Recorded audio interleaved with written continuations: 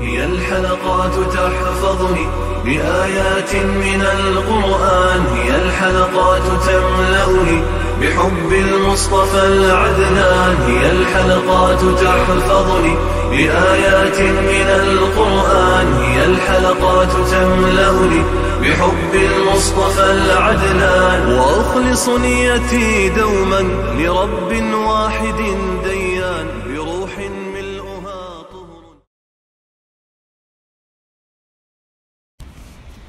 Sure Al-An'am tefsiri 159. ayetten başlayıp okuyayım inşallah.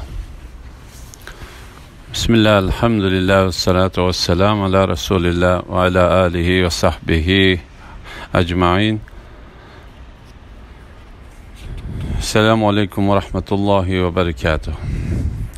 Tövende dehtanlağa İbn Kesir rahimahullah'ın Kur'an-ı Kerim tefsiri Uygurca tercümesi Sure El-An'am 159. ayetinden başlayıp okuyayım inşallah.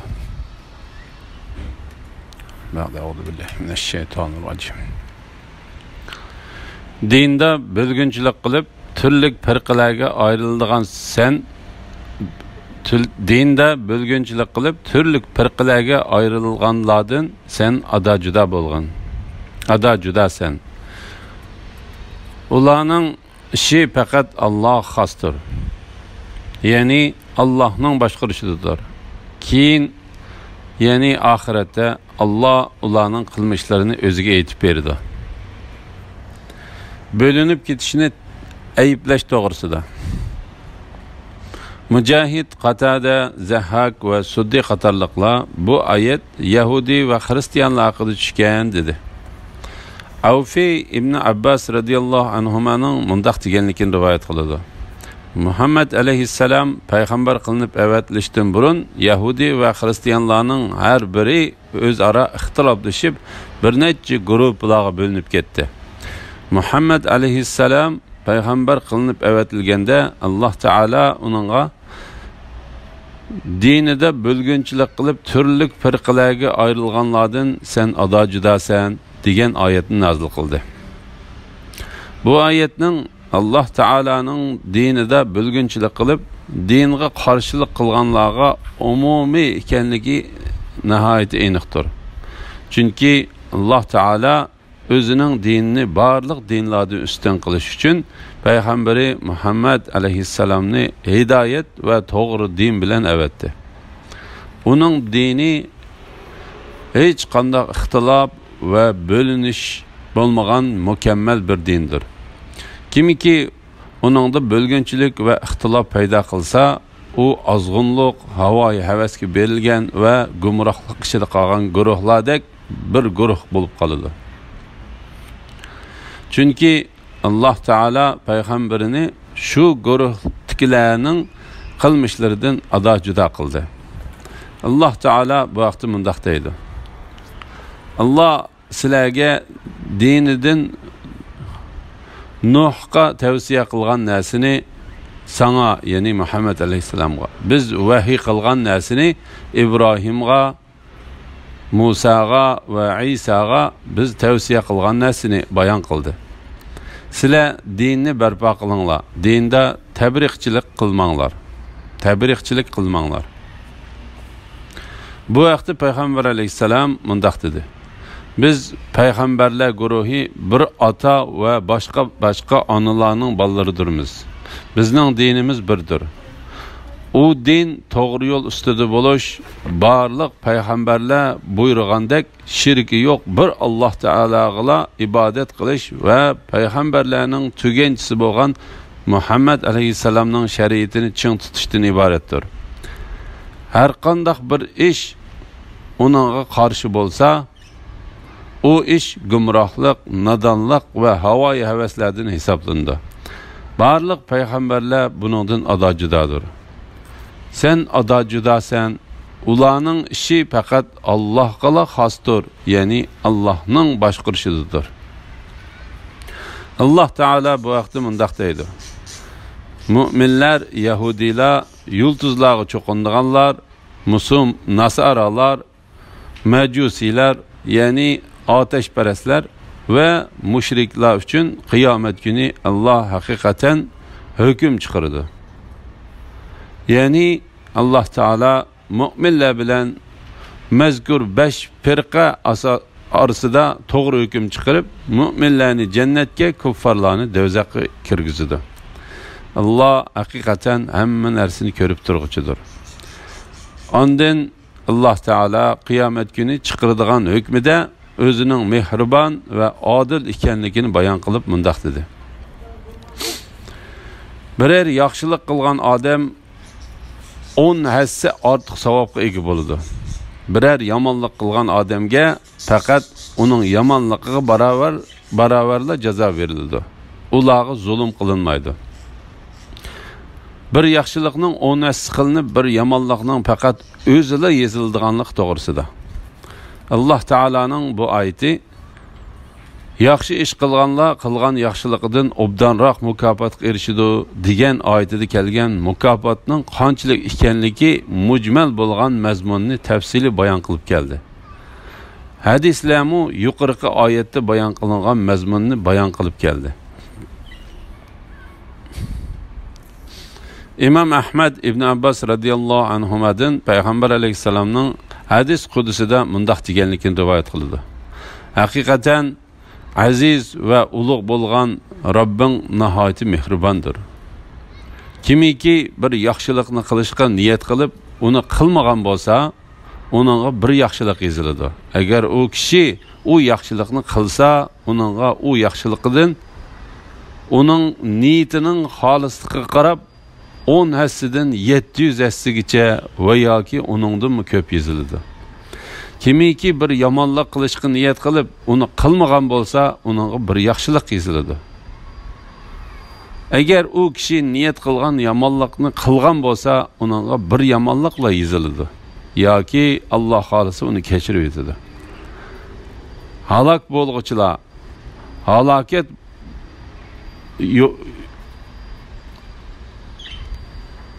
halok bo'lg'uchilar halokat yo'liga butunlay kirib ketkichidir. Bu hadisni İmam Buxoriy, Muslim ve Nasa'iy rivoyat qildi. İmam Ahmad Abu Dar radıyallahu anhudan Peygamber aleyhisselamның hadis qudusida mundaq deganligini rivoyat qiladi. Allah Teala mundaq deydi. Kimiki bir yaxshi ish qilsa, uningga 10 assi yaxshilik ve yoki uningdanmi ortiq beraman. Kimiki bir yomonlikni qilsa, uningga shu bir yomonlik yoziladi. Yoki uni kechirib yetaman. Kimiki zimin toshqidek xatolik qilib, ondan men bilan menga hech nimani shirik qilmagan holda uchrashsa, men uningga zimin toshqichi mag'firat ato qilaman. Kimiki menga bir g'irish yaqinlashsa, men uningga bir gaz yaqinlashaman. Kimiki menga bir gaz yaqinlashsa, men uningga bir g'uloch yaqinlashaman. Kimiki menga minib kelsa, men uningga yugurib boraman. Bu hadisni İmam Muslim rivoyat qilgan. Bilginki bir kishining bir yomonlikni qilishga niyat qilib bo'lib, uni qilmay tashlab yetishi uch turlik bo'ladi. Kimiki bir kishining bir yomonlikni qilishga niyat qilib bo'lib, uni qilmay tashlab yetishi uch turlik bo'ladi. Birinchisi, u kishi u gunoh ishni qilishda faqat Alloh taolo uchunla tashlaydi. Mana buningga bir yaxshilik yoziladi. Chunki gunoh ishni qilmay tashlaganlik bo'lsa, bir yaxshi amal va bir yaxshi niyat hisoblandi. Shuning uchun uningga bir yaxshilik yoziladi. Ba'zi hadislarda Alloh taolaning u kishi qilmoqchi bo'lgan u yomon ishni faqat mening uchun tashladi deganligi bayon qilingan. İkincisi, u kishi u gunohni qilishni unutib qilib, parvosizlikdan qilmay tashlab qo'ydi. Buning uchun u kishiga yaxshilikmi, yomonlikmi yozilmaydi. Chunki u kishi qilmasligida biror yaxshilikni niyat qilmadi, ham u yomonlikni qilmadi. Üçüncüsü, u kishi gunoh ishni qilishning barliq sabablarini qilib, gunoh ishga yaqinlashib bo'lgandan keyin u gunoh ishni qilishga imkoniyat yor bermay tashladi. imkoniyati yar bermay tashlaydi. Bu shu gunohni qilganlik hisoblandi. Buni tuvandagi hadisning mazmunidan ko'rib olishga bo'ladi. Payg'ambar alayhisalom ikki musulmon bir-biriga qarshi qilishlari bilan uchrashsa, o'ltirguchi va o'ltirilguchi do'zaxga kirdi dedi. Sahobalar: "Ey Allohning payg'ambari, o'ltirguchi do'zaxga kirsin. O'ltirguchi do'zaxga kirsin. O'lguchi nima uchun do'zaxga kirdi?" deb so'radi. Payg'ambar alayhisalom: "Chunki u o'zining shu qarindishini o'ltirishga hirsman edi" dedi. Abu Qasim Tabrani Abu Malik Ash'aridan Payg'ambar alayhisalomning mundaq deganligini rivoyat qiladi. O'qilgan bir juma namozi keyingi juma va uningdan keyin kelgan 3 kungacha bo'lgan oraliqda juma o'qigan shu kishidan qilinib qoladigan kichik gunohlarga kafforat bo'ladi. Chunki Alloh taolo biror yaxshilik qilgan odam 10 hassa ortiq savobga ega bo'ladi dedi. Abu Dar radhiyallohu anhu Payg'ambar alayhisalomning mundaq deganligini rivoyat qiladi. Kimiki har oyda 3 kun roza tutsa, hamma vaqt roza tutgan hisoblandi. Bu hadisni Imom Ahmad, Nasai va Ibn Majah rivoyat qildi. Bu hadisni Imom Tirmiziy tuvandagi so'zni qo'shib rivoyat qildi. Alloh taolo mushini tasdiqlab o'zining kitobida biror yaxshilik qilgan odam 10 hassa ortiq savobga ega bo'ladi degan oyatni nozil qildi va har bir kunning ro'zasi 10 kun ro'za tutganga barobar bo'ladi dedi. Bu vaqtda kelgan hadis va asarlar nihoyat ko'pdir. Ey Muhammad sallallohu alayhi vasallam, bu mushriklarga aytqinki, Rabbim meni to'g'ri yo'lga, ya'ni to'g'ri dinga, botil dinlardan to'g'ri dinga buralgan Ibrohimning diniga boshladi. Ibrohim mushriklardan emas edi. Ey Muhammad sallallohu alayhi vasallam, aytqinki, mening namozim, qurbonligim, hayotim va mamatim, dunyoda qilgan yaxshiliklarim va taat ibodatlarim olamlarning Robbi Alloh uchundir. Allohning shirki yo'qdir. Men mushunanga, ya'ni yolg'iz Allohga xolis ibodat qilishga buyurildim. Men musulmonlarning avvaliman.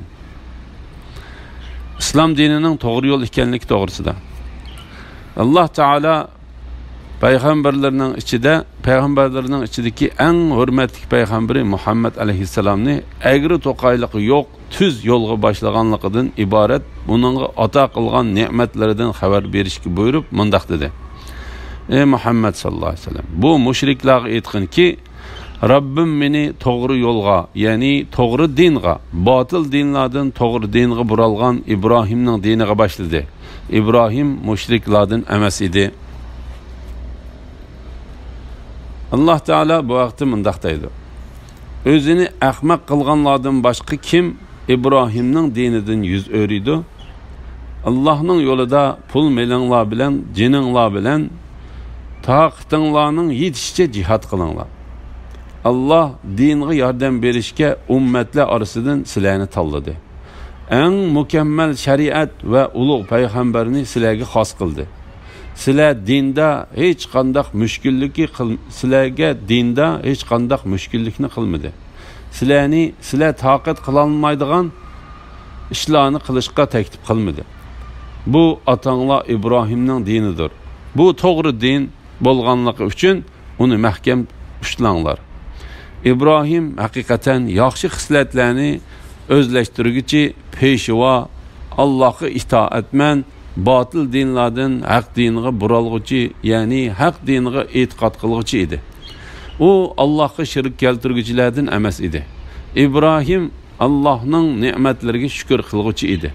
Alloh uni payg'ambarlik tanladi va uni to'g'ri yo'lga boshladi. Onunğa dünyada yaxşılıq ata qıldı. Şək şübhəsiz ki, ahirətdə o yaxşılıq qatarıdı boludu. Andın sana, batıl dinlardan haq diniga buralğuchi, yani haq diniga etiqad qılğuchi İbrahimning diniga ergashgan, İbrahim müşriklardan emas idi deb vahiy qildik. Peygamber aleyhisselamның İbrahim aleyhisselamның haq tarafdori bo'lgan diniga ergishishiga buyurilganligidan hargizmi din ishlarining İbrahim aleyhisselamga Muhammed aleyhisselamdan ortiq mukammal qilinib berilganligi chiqmaydi. Chunki Peygamber aleyhisselam shu dinni barpo qilish uchun nihoyatda ko'p kuch sarf qildi va din Muhammed aleyhisselamga burun hech bir payg'ambarga to'liqlanib berilmagan darajada to'liqlanib berildi. Shunga u shaksiz payg'ambarlarning tuganchisi. Adem ballarının hürmetdiki ve kıyamet günündeki barlıq insanlar, hatta İbrahim aleyhisselam'ı erişini arzu kılıdığan, maqtalğan orunun egisi buldu. İmam Ahmed İbn Abbas radiyallahu anhumanın mundaq deganligini rivayet kılıdı. Peygamber aleyhisselam'dan dinlarının içinde qaysi din Allah Teala en soyumlu görüldü deb soraldı. Peygamber aleyhisselam haq tarafdori asonlashtiruvchi bo'lgan din deb javob berdi. Ibodatni ixlos bilan qilishga buyurilganlik to'g'risida. Ey Muhammed sallallohu alayhi vasallam, aytqinki, mening namozim, qurbonliqim, hayotim va mamatim dunyoda qilgan yaxshiliklarim va taat ibodatlarim olamlarning Robbi Alloh uchundir. Ya'ni Alloh Taala Peygamberi Muhammed aleyhisselamni Allah Teala'dan başka ibadet kılgan ve çarvu mallarını Allah Teala'dan başkasının namını tılga ilip boğuzlagan müşriklarga bu işlerde özünün ulanın karşısını kılıdığanlıqdan haber verişki buyurdu.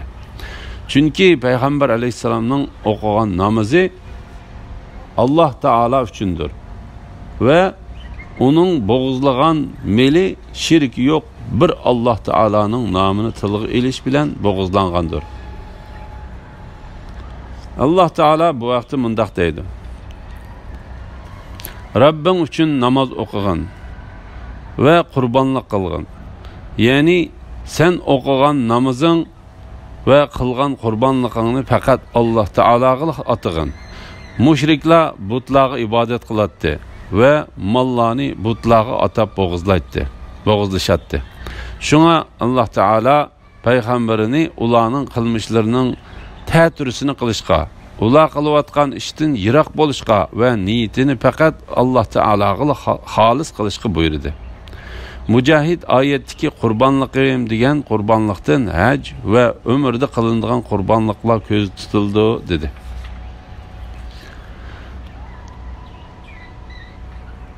İbni Ebu Hatem Cabir Abdullah radiyallahu anhumanın mundaq deganligini rivayet qildi.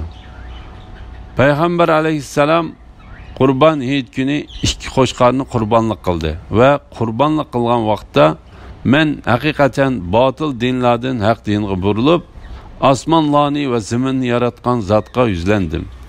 Men mushriklardan emasman. Mening namazım, qurbonliqim, hayotim ve mamatim olamlarning Robbi Allah Teala uchundir. Allah Teala'nın şirki yoktur. Men Allah Teala'ya şirk keltirmey ibadet qilishga buyurildim. Men musulmonlarning avvaliman dedi. İslam dininin barliq peygamberlerinin dini ekanligi to'g'risida. Men musulmonlarning avvaliman. Qatada bu oyatning ma'nosi men mushu ummatning ichidan musulmon bo'lganlarning avvaliman deganlikdir dedi. Amaliyotda bu oyatning ma'nosi shundaqdir. Chunki Peygamber aleyhisselam burun barliq peygamberlarning qilgan da'vati islom dini uchun edi. İslam bo'lsa shirki yo'q, yolg'iz bir Allah Teala'ga ibodat qilishdan iboratdir. Barliq peygamberlarning da'vatining faqat mushu maqsad uchun bo'lganligi haqida Allah Teala mundaq deydi.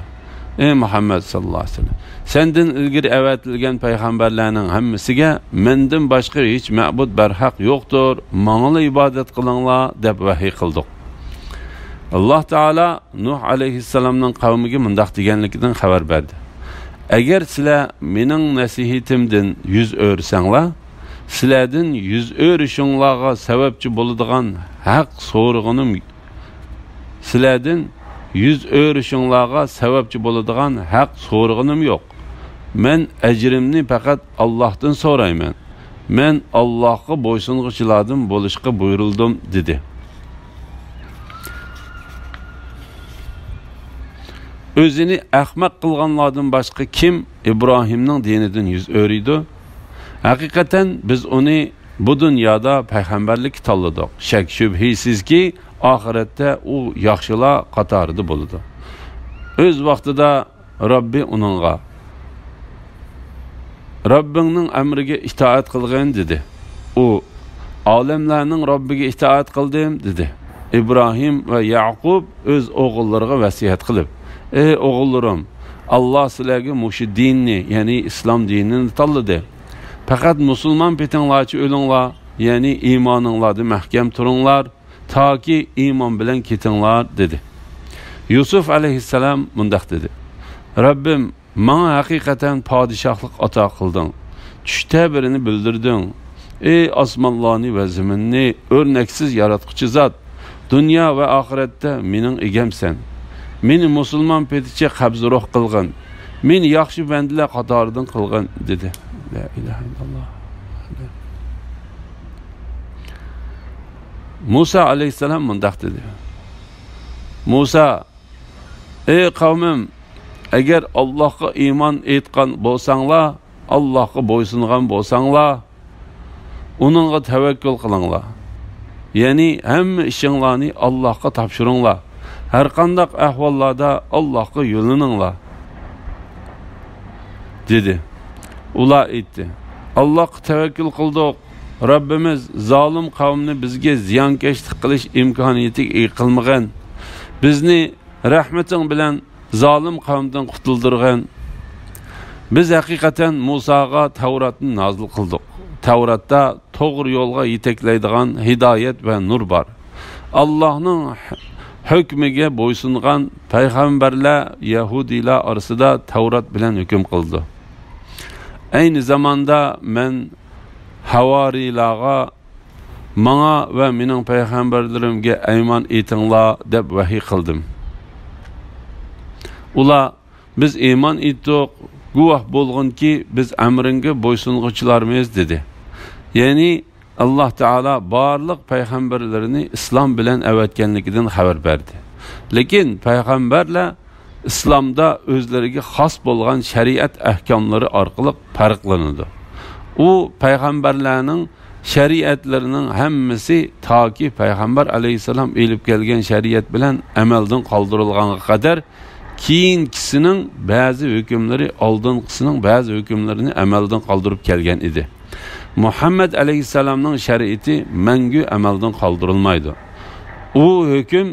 O hüküm sürgen ve Allah Teala tərəfindən yardımga erişken halatda buludu. O şeriatның bayraqları ta ki kıyamet günügacha lapildab turdi. Bütün peygamberler elib kelgan dinning bir ekanligi haqida Peygamber aleyhisselam mundaq deydi. Biz peygamberler guruhi bir ata ve başka analarning balalarimiz. Bizning dinimiz birdir. O din bo'lsa, gerçi peygamberler elib kelgan şeriat ahkamlari başka bo'lsa-mu, amma shirki yo'q bir Allah Taolaga ibadet qilishdan ibadet bo'lgan bir dindir. İmam Ahmed Ali radıyallahu anhu'nun mundaq deganligini rivoyat qildi. Peygamber aleyhisselam namazga quloq qoqqandan keyin namazını bu dua bilan boshlaydi. Men haqiqatan botil dinlardan haq dinga burilib, osmon zaminni yaratgan zotga yuzlandim. Men mushriklardan emasman. Mening namazım, qurbolligim, hayotim va mamatim olamlarning Robbi Allah uchundir. Ey Rabbim, sen padişahdirsan. Senden başka hiç qandaq ilah yoktur. Sen mening Rabbimdirsan. Men sening bandangdirman. Men özemge özem uval qildim. Günahimni tonudim. Şuna mening barliq günahimni kechirgin. Günahlarni senden başka kechirguchi yoktur. Meni en güzel ahlaklarga başlap qo'ygin. Ahlakning yüziliga senden başka başlagıcı yoktur. Sen menden nachar ahlaklarni tosab qo'ygin. Nachar axloqlarni senden başqa to'squchi yo'qdir. Sen hamma ayib nuqsonlardan pokdirsan. Gunohimning kechirilishini so'rayman va tavba qilaman. Bu hadisni Imom Muslim rivoyat qilgan.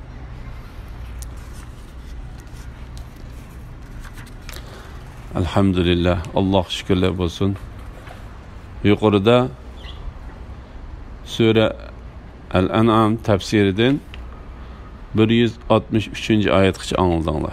Oxirini keyin qitimni o'qishimiz davomlashtiramiz inshaalloh. Va sallallohu ala Muhammad va ala alihi va sahbihi ajma'in. Assalomu alaykum va rahmatullohi va barakatuh.